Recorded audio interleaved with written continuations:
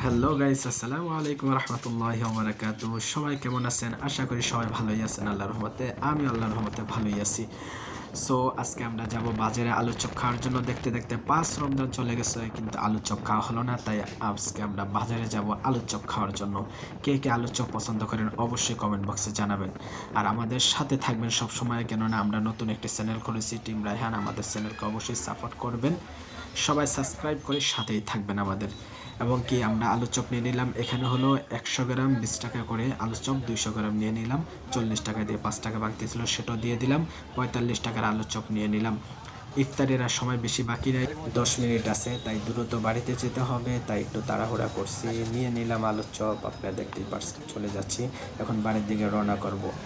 যাওয়ার সময় একটা জিনিস দেখেন, মোটরসাইকেল উল্টা করে চলতেছে কেন? আসার সময় ভিডিওটা আর করা হয়নি, তাই উল্টা করে দিয়ে দিলাম। সবাই ভালো থাকবেন, দেখা হচ্ছে পরবর্তী কোনো ভিডিওতে। আল্লাহ হাফেজ।